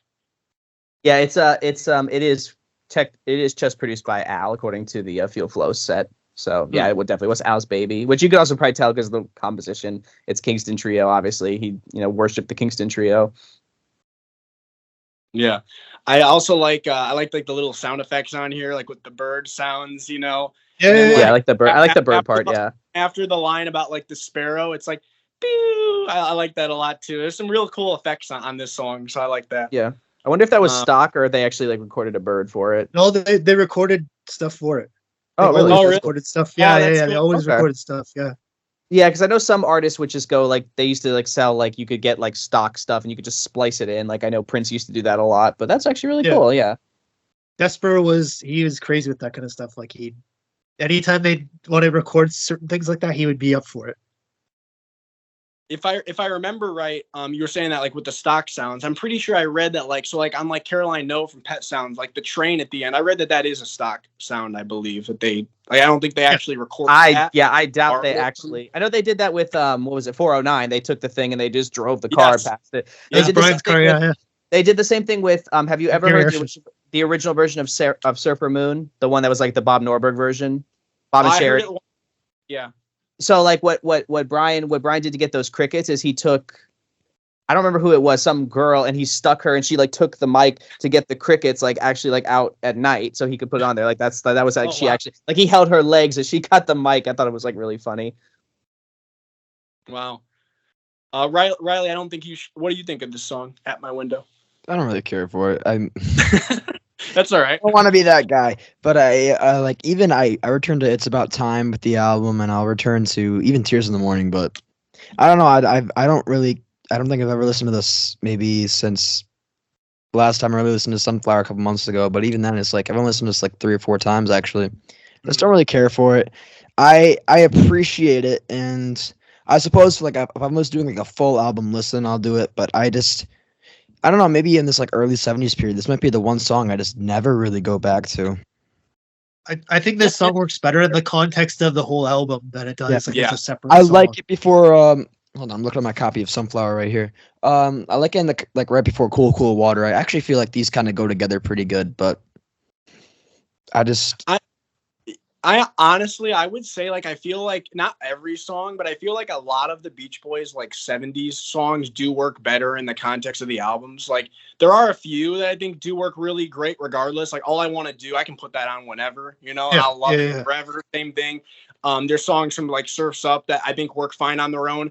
But like, yeah, there's certain tracks where it's like I'll still like them outside of the album, but like they don't have that same effect, or like I feel like they work better as a whole as part of the album. So, but that but yeah. It's also because by this point in time they'd become more albums artists, whereas like in the early 60s, obviously the single was king, so it made sense that you could kind of slice and dice everything up. But yeah, no, it's probably like one of my lesser ones on here, but it's still pretty good.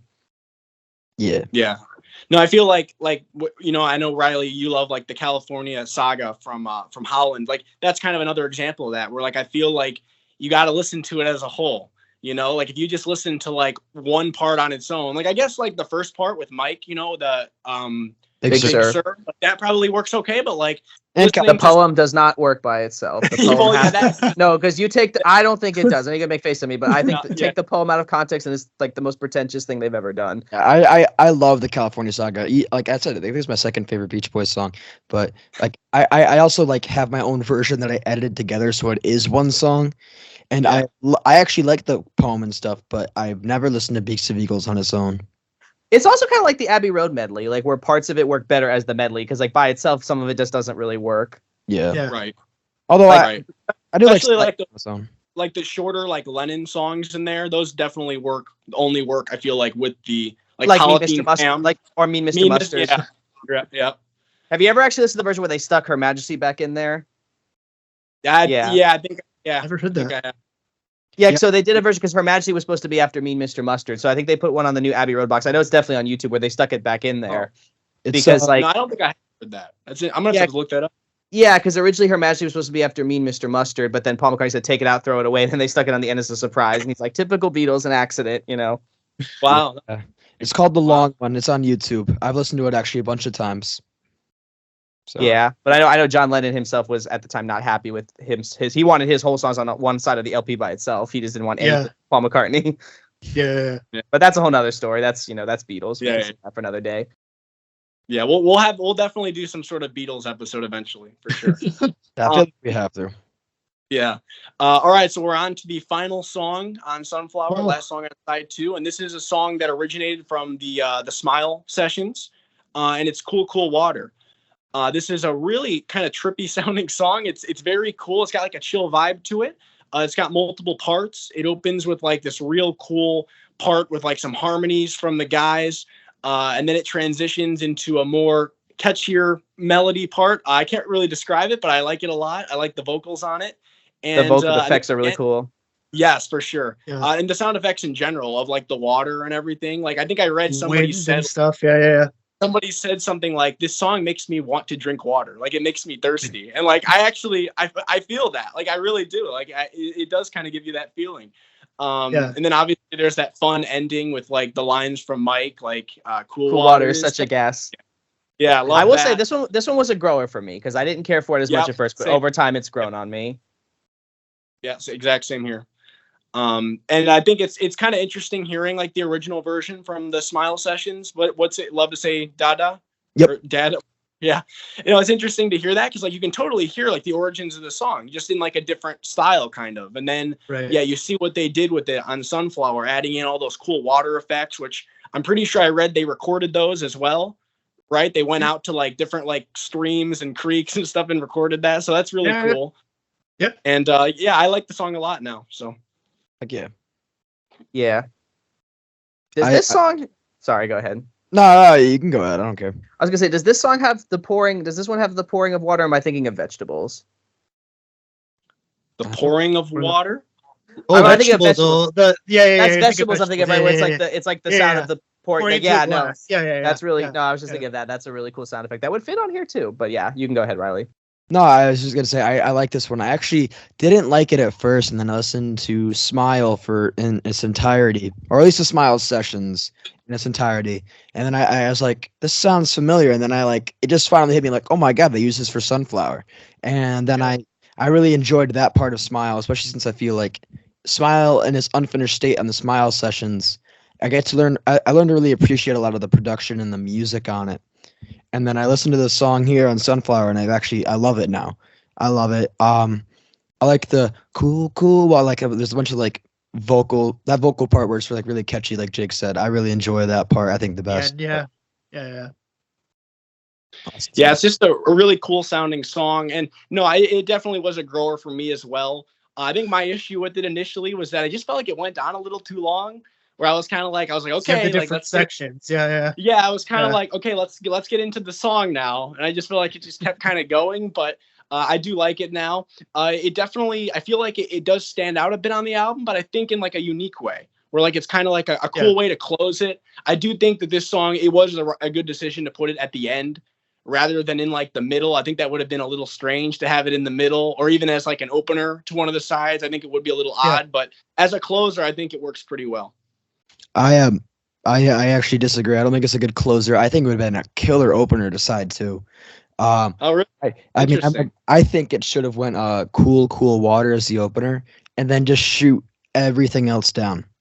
And I think if you close on, actually no, cool water at my window, then Tears in the Morning, and then the awesome 3-song suite.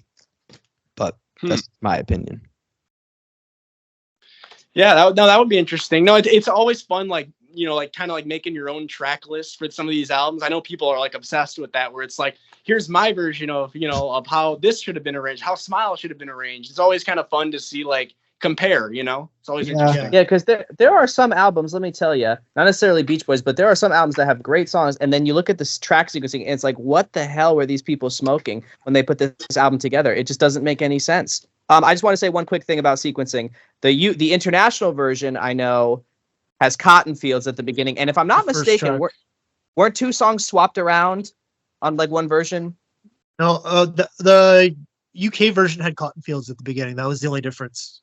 Was it? I feel like there was one version that had that it was swapped. Maybe I'm thinking of something else. Yeah, I don't know. I'm gonna Google that. Yeah, you Google that.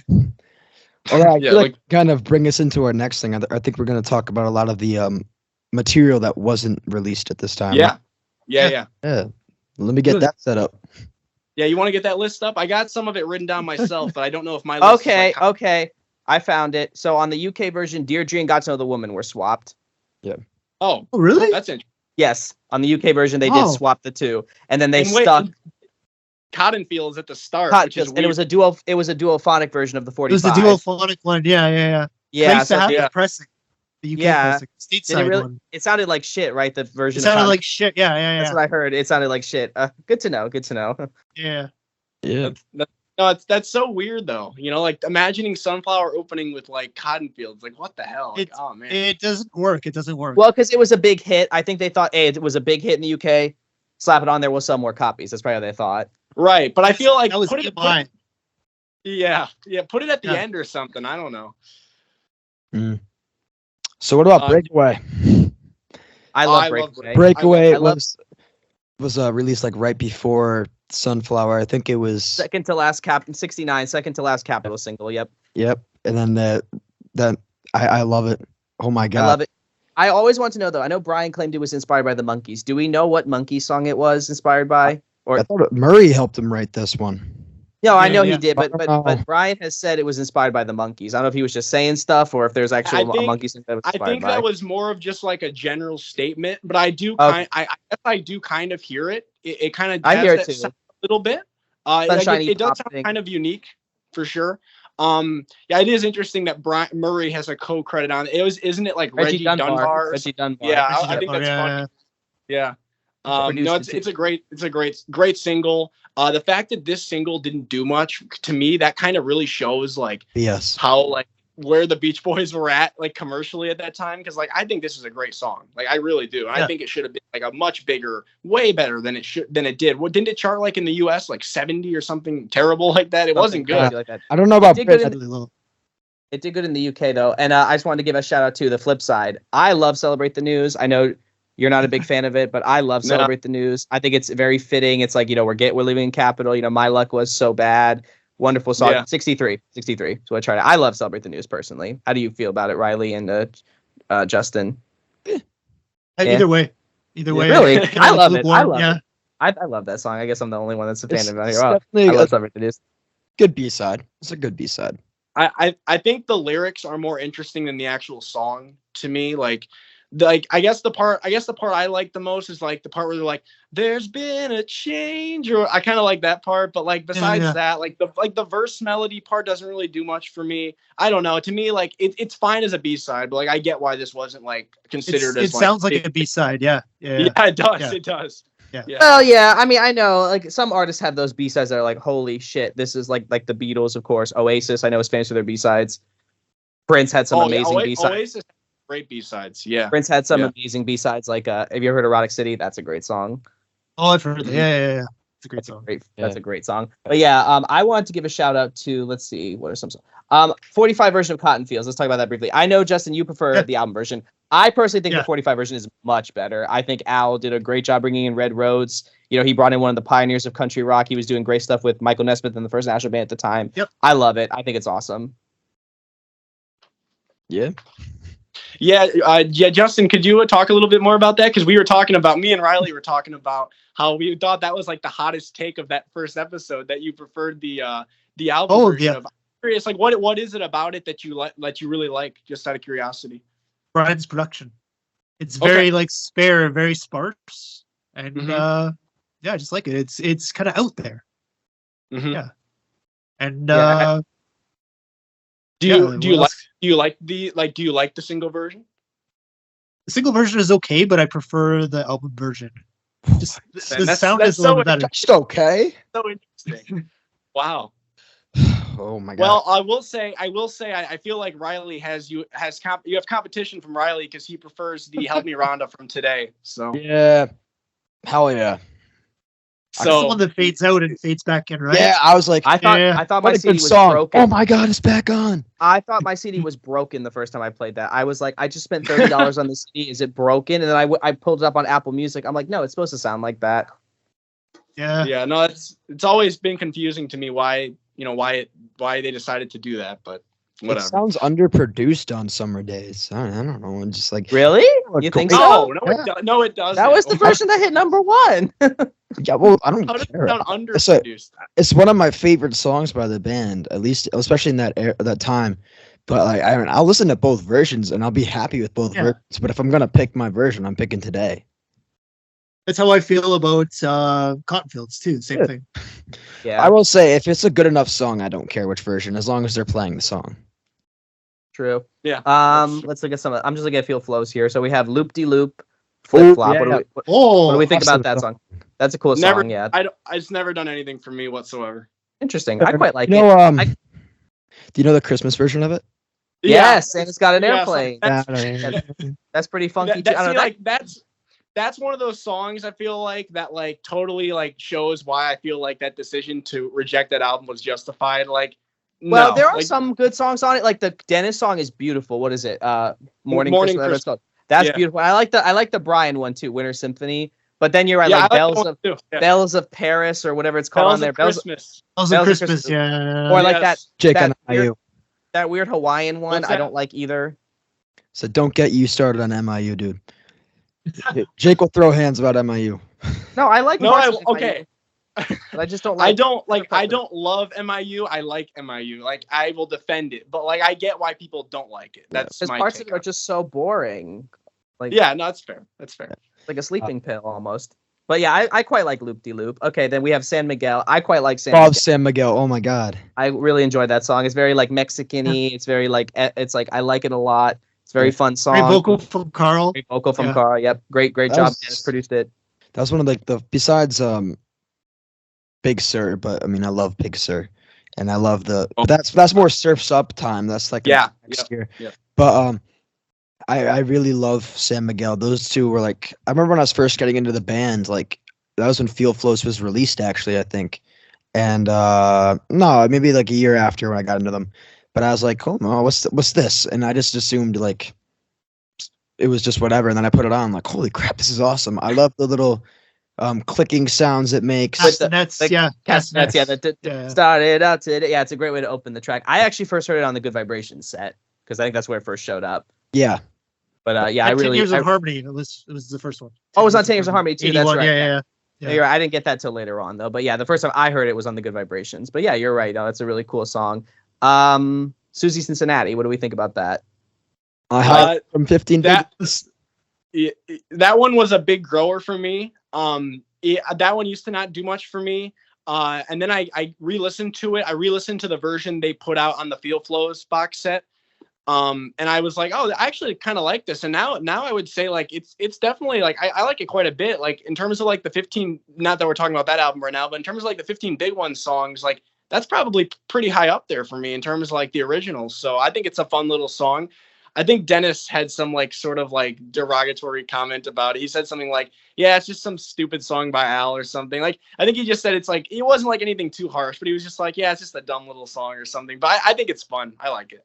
It's very fun. It is very fun. I love the guitar riff in Susie. Yes. It is the highlight from 15 Big Ones. I don't really, maybe I'm crazy, especially as a Beach Boys fan. I don't really notice a difference between the two versions. I don't think there is a difference because it says here it's just Susie Cincinnati.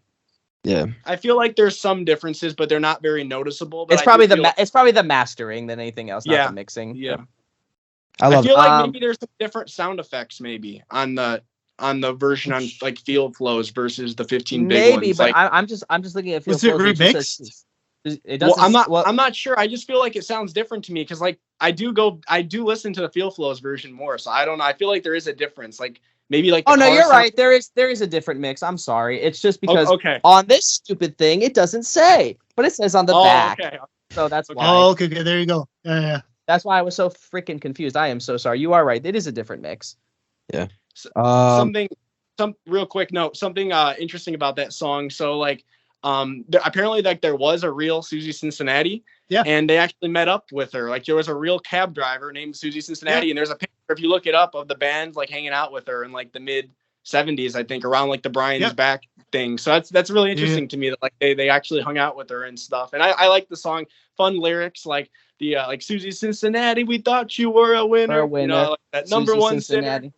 Yeah. That's She really came cool. out during one of the shows in Cincinnati in '76. Yeah, Yeah. when they were playing that song. Yeah. That's awesome. That's awesome. Yeah. All right. What song's next, Reilly? Good time. Good time. Oh, Good time. That's the next- That's the next one on. I'm just going through the track list. Yeah, Good Time, which obviously was recorded in '70, was later placed on Love You, which I like that song. I kind of like some of the lyrics are kind of crazy. Like my girlfriend Penny, she's kind of skinny, so she puts her falsies on or something, which is pretty funny. That's Brian's sense of humor for you. I just don't think it belonged on Love You in its original mix. I think if they were going to put it on Love You, they should have re-recorded it like in that synth poppy style. Yeah, even the backing track too. It doesn't really fit. It doesn't really fit Love You because Love You is so synth poppy, and this is like more like kind of like it kind of has like different sound to it. But I still like the song. Yeah, I think I said that in one of the previous episodes that like I feel like lyrically it fits in fine on Love You because it has some strange lyrics like you were saying. But like it does stand out a bit just or like it sticks out just because like it's like a younger like Brian sounds completely different on it. The production is completely different, the arrangement, it just doesn't like fit in with Love You, but lyrically it fits fine. So like I do like the song. I wouldn't say it's like a highlight for me of like the like this era or a highlight from Love You, but I do like it. It's a nice song. Fun. Okay. Yep. Any other thoughts? Okay, we're good to move on. Two Can Play is the next one, which I think is also called Games Two Can Play, right? Two Can Play, yeah. Yeah, I like that one. It's pretty. I like the where it's like I'm fat as a cow. How I ever get this away? Yeah. And I like to play games that two can play. And I was like, I was laying on my back. It was like last night. That part. Joe South was singing. I like that song. It's pretty like it's like I like the songs so you can kind of get a peek into Brian's psyche, and I think this is one of those songs. So I quite enjoy it. That was an answer to another song. That's why he mentioned Joe South in that. It was a Joe South song called Games People Play. Yeah. Oh, nice. I had never heard of that song. It was a big hit back in like '69 or something. Okay. Makes sense. It's one of those songs, Games Two Can Play. It's one of those songs where like, I think it's an okay song, but I do get why it was like an outtake from that time. Yeah. Oh yeah, no, I'm not saying it should be on. It shouldn't be on Sunflower, but it's I don't think it would have fit on Sunflower. I don't think it really would have fit on Surf's Up. Although there are some like Take a Load off your feet doesn't really fit on Surf's Up in my opinion, but or Student Demonstration Time. Well, lyrically kind of, but not. Lyrically, it's not. Lyrically, it's a mess, but I guess it fits. It's got the themes, so whatever. But yeah, it's an okay song. I think isn't it kind of on the the adult child proposed track list? Isn't Games Two Can Play? Yeah, I'm pretty sure it is. Because I know that we always hear about adult child on the sub. Yes. But yeah. So that's it on here. So then we have Help is on the way is also one on adult child too. When Girls Get Together. Looks like that's an outtake from Sunflower. Yeah. I think Reilly, you said maybe it was you, Reilly, that like you like the instrumental or the backing track on it, which I do as well. I think it's really cool sounding. What's the instrument? Is like a marxophone or something? Is that what it's called? I do like something like that. Yeah. Yeah. No, I like the instrumental a lot. I do kind of hear you on. I think Reilly, you said that like you could go for it without the lyrics, like if it was just an instrumental. I think I said I don't really mind the lyrics. I do think they're kind of stupid, but like they don't really annoy me. But I do think the song could have been shorter for sure. I think by the time they get to like the third or fourth verse, I'm like, okay, let's wrap this up. That's enough. Yeah. So, but it's okay. I like it. Sorry. And then we have I Just Got My Pay. I really quite like that song. I Mhm. like the theme of it. I like the way it sounds. Not to be confused with Just Got Paid, if you know that song. That's a Johnny Kemp song that I think NSYNC did a cover of. Kind of like New Jack Swingy. I will say though, if somebody meshed them together, you'd probably have the ultimate working class anthem. But yeah, I really enjoy I Just Got My Pay. Really fun song. I like the lyrics. I like the message it sends where it's like, hey, we don't have to have a ton of money to have fun. We can just take what we get and just have a good time. So I really like that song. Yeah. And I think that one was first on the Good Vibrations box set, if I'm not Hey, mistaken. Vibrations, yeah. Marcella. It's Marcella. Oh yeah, Oh, it is yeah, Marcel. that's You're right. right. It is Yeah. Marcel. Yeah, right. One. It's that part because it was I think it's I don't know who wrote I Just Got My Pay, but I think it's a Dennis song and a Brian song coming together to make Marcella. And one of those I songs. Just Got My Pay is Brian and Al. Looking at it So right now. yes, so that's the part that was used for Marcella, and I love that, and I like it. I love spending my money. Right, that was used in Marcella, right? Yeah. Yeah, I think so. Yeah. So With yeah, different lyrics. Yeah. different lyrics, but I love that it's what became Marcella, which is one of my favorite songs from that Ricky Blondie era, which I can go on and on about. But awesome song on its own. I can listen to that on its own, but I am glad that they merged them. Yeah, I really like I Just Got My Pay. And like I said, I used to confuse it with Just Got Paid because it's a very similar title. But I actually would love to hear a mashup of that now, to be honest with you. Yeah. If somebody could do that, that would be really cool. I think was that, and I think we got to be careful with some of these tracks that we're looking at because some of these can bleed into Surf's Up. That's why Yeah. I have this. I'm looking at the dates. But All this right, one is from this one is from January of 70, so it's definitely All right, Surf's Up, awesome. Sunflower. And then we have Walkin', which was recorded in 69. That one has like a partial lead vocal, and then it just dies off. You just like, I Does don't want it? to sing it I anymore. Yeah. I think I listened to it one time and I don't remember it, so I'm just looking Yeah. for this. Same. Yeah. Yeah, I think that might be it that I can tell if anybody has it, because a lot of the other ones are like this, are like I have the whole Surf's Up, like Big Sur, Help Is On The Way. That's all Surf's Up. Yeah. So I think Surf's Up has a lot more of those tracks that were unreleased because I think it was after Sunflower like failing where they got together and they wrote like 60 songs or so for like Surf's Up. Not literally 60, but they wrote a ton more for Surf's Up. And I think I am a bit because I feel like a lot of those sessions for Surf's Up were a lot more fruitful and you get a lot more of those better unreleased tracks than Sunflower. But I think it's worth mentioning that for Sunflower, they had so many good songs that they weren't even putting on there.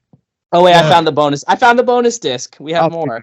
We have Okay. Soulful Old Man. We have Soulful Old Man Sunshine. Hell yeah. It's a very good. Oh, song. yeah. Carl hated that song because he says sunshine in it, but How is that? How is that not on Sunflower? I mean, because he didn't like the Because vocal. Carl's. fair enough. Yeah, Carl didn't like the vote. But and I know Carl was like the lead like producer at that time. But if you took out "It's About Time" and put "Soulful Old Man Sunshine" on there, Sunflower might be up in my album rankings. Oh my god, I love this song. Yeah, That's on and my then Beach Boys It's a good playlist. song. It's a good we song. have I'm Going Your Way, which It's I a don't- Dennis, That's Dennis. I don't California Slide, yeah. really- It's about a we have hitchhiker. Where is she? Which is a really pretty song. Where could she be if she's not here with me? We have Carnival Over the Waves. It's like an instrumental. Is it? Yep. Okay. Yeah. And then I think that's it because everything else is like. Oh no, we have that's that. But obviously, Back Home. We have Back Home too. I think that's from 70. Right? Right. Yeah. There was a demo or something at that point. Yeah, and then I know I've heard the 1970. version.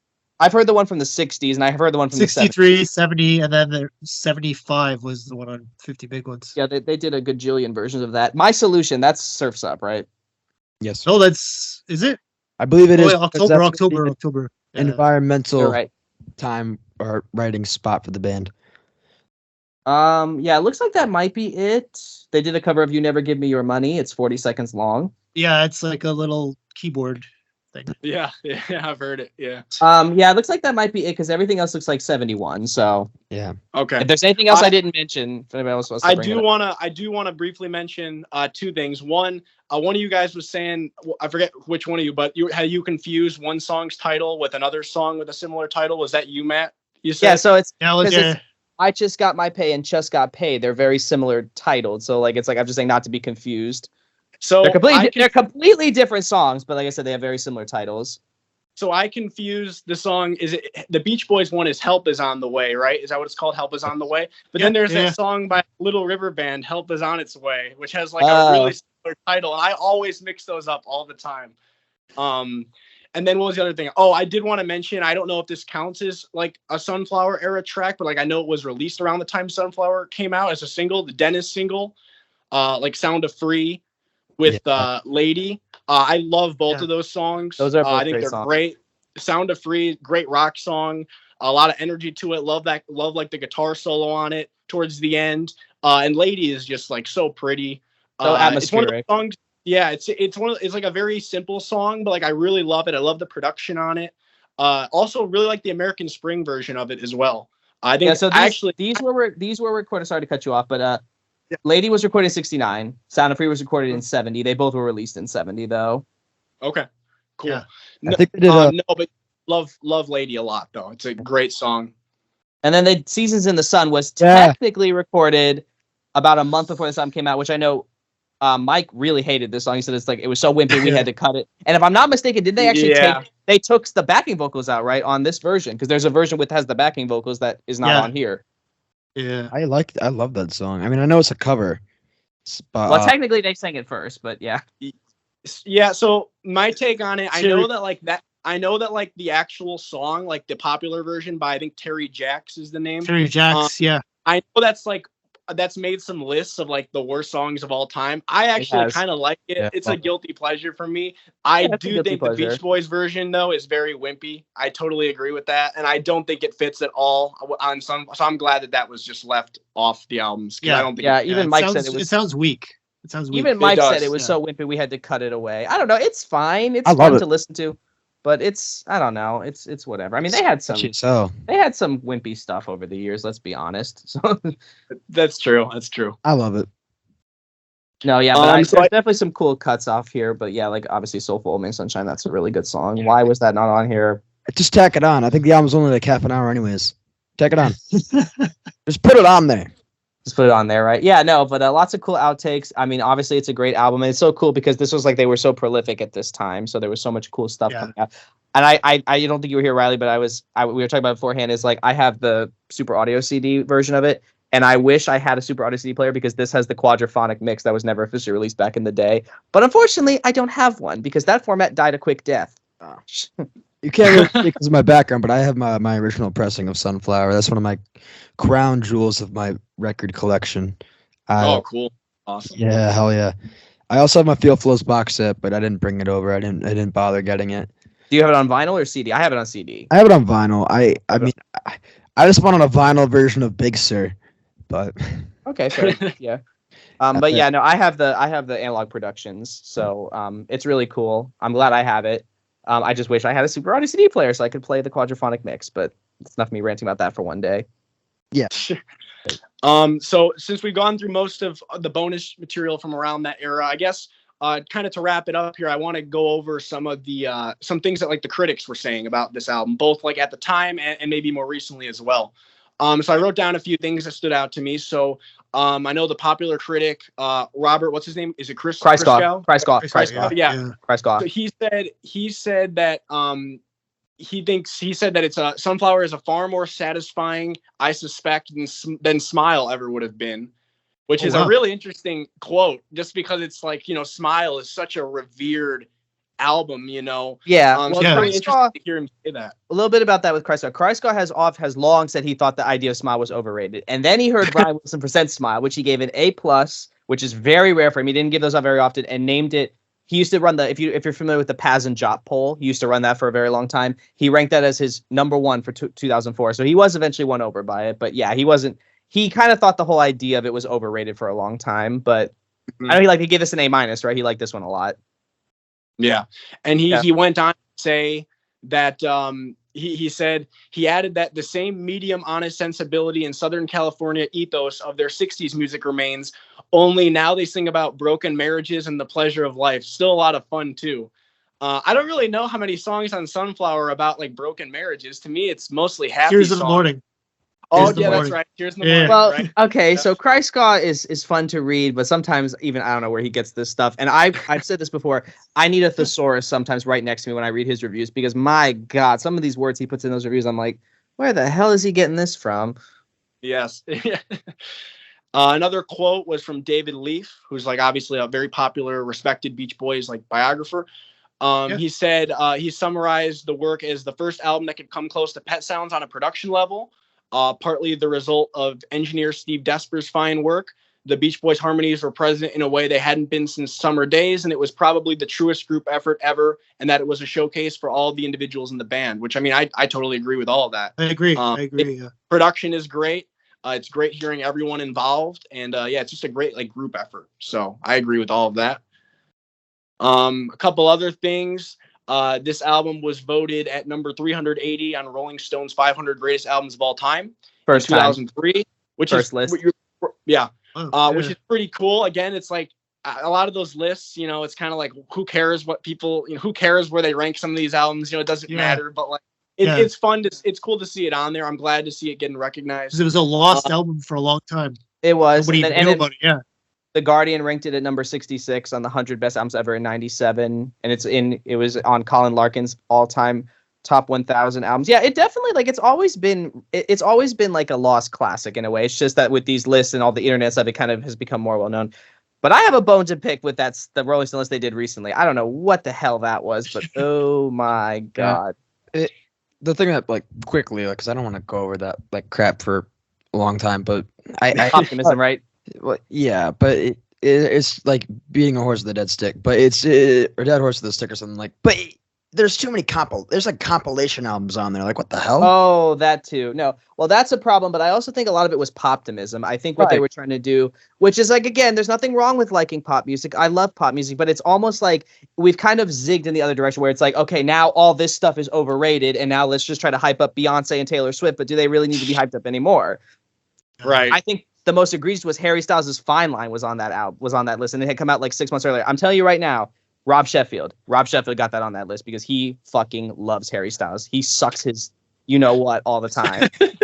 Like, he's fine, but come on. There's nothing Harry Styles has done that other artists haven't done better. But it's just, I don't know. Let's get past that topic. I'm sure we could do a whole episode about we could. We could do our ranting and raving, but no, you're right.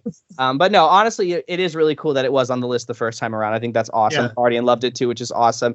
It's great to get recognition. It's a wonderful record. You know, its legacy holds up, obviously. The Beach Boys in general, their legacy holds up. So it's awesome. That's all I have to say. Another quote, this one's actually from Bruce. Bruce had said before this is his favorite Beach Boys album, which is pretty interesting. Because, you know, considering that, you know, he was involved in so many other albums over the years. A lot of them obviously sold a lot better than Sunflower did. But for him to say that, you know, this is his favorite album, I think it says a lot about like how the members feel about, you know, the quality of work that they were producing around that time. So I think that's really cool. And he said he said he considered it to be the last true Beach Boys album because it was the last to feature Brian's input and active involvement. Now, I think that was before Love You, maybe, when he said that. But that's pretty cool. I do find it funny though that he says that he regretted the inclusion of his two songs, saying that Tears in the Morning was too pop and that I wish I hadn't recorded Deirdre with the group. I'm glad that he did. Reading that cool. Yeah. No, I'm happy he did record Deirdre with the group because I think it's a great song. Tears in the Morning, I guess I could see that more as like a Bruce solo song, but I think it's a good song. Or he could have gave it to Barry Manilow like he did I Write the Songs, right? There you go, yeah. Right. Which I still think it's funny that... I'm sorry, what? No, I was going to say, what's our opinion on that song, by the way? I Write the Songs. I Write the Songs? Yeah. I'm not the biggest fan of Barry Manilow, so it's like, it's whatever to me. I think it's funny, though, that he was the first to win, which, again, briefly, the Grammys suck. We know that. But this is proof that the Beach Boys never won a Grammy, but he wins a Grammy for I Write the Songs. And even Bruce said, he's like, how do I have a Grammy and Brian doesn't? Right. We could do a whole thing about the Grammys. I mean, I could go every single year I could find something that doesn't make any sense with them. So we'll save that topic for another day. And I guess one last quote I have about Sunflower was from Brian. He said that he attributes the staying power of Sunflower to the spiritual love of the music, which I think is a cool quote. I know we were saying how like Brian said that like he wasn't how like All I Want to Do wasn't one of his favorite songs on here. So maybe like he has a few songs on here. I think he said something about Cool Cool Water that he felt like it could have been better too. But I think overall he likes this album as well. And I think it's one of those albums that I think it was released at a point where like Brian was a lot more active. He was obviously he wasn't involved in 2020 much. He had, checked into like a hospital and stuff. But I think around this time when they switched labels, he had a lot of optimism and confidence. So I think that inspired him to write a lot of songs. And if this album had sold better, who knows? Brian might have, kept up the songwriting for many years to come. But I think the fact that this bombed so hard commercially, it really sucked a lot of the. So and his psyche was already pretty fragile as it was, and I think that it just was like another brick. It was like another chip in the thing. It wasn't good. But no, honestly though, I'm just glad. One thing I really like about the Beach Boys is like even if the stuff didn't sell at the time, it is nice to. And I've argued this on the sub too, because some people have argued like, oh well, the stuff wasn't selling as good. Again, I've said it before, sales are nice. But at the end of the day, I think what really matters is the legacy you have with the music, because a lot of stuff that didn't sell that good was very impactful, and then you have stuff that sold a bunch and nobody cares about it. So it's like, right, nobody cares about it 20 years later. I made the joke about Hootie and the Blowfish. Seriously, who is citing Hootie and the Blowfish as an influence? Nobody I know. Right. Yeah, no, and I hope that even today, I don't know, obviously, like if I kind of doubt Brian's seeing a lot of things that people are saying about the Beach Boys music these days, but like I do hope that like all of the members do kind of like know like how appreciated this album is now. I think most of them do. I also wish like another one of the reasons that I wish Carl was still with us is I feel like he would really appreciate all of the the appreciation that this album has gotten in recent years, because I know Carl had a lot to do with this album. He had made some great contributions to it. So I wish he could have heard some of the comments that people have made about it, because it's just a great album. So it is. If Dennis was still here too. Yeah, Dennis apparently was always. Hey, Dennis, I've read anecdotes that Dennis was always really humbled by people. Like I remember reading the story of this guy that told him how much he loved Pacific Ocean Blue, and Dennis is like, you know that record exists, and he's like, Dennis, I bought it the day it came out. It was like, it's always nice to see how humble these guys were towards like some of this stuff, Yeah. I think so. I think we've covered just about everything there is to cover with Sunflower. Do you guys have any other final thoughts or anything else you want to share that you didn't have a chance to say earlier?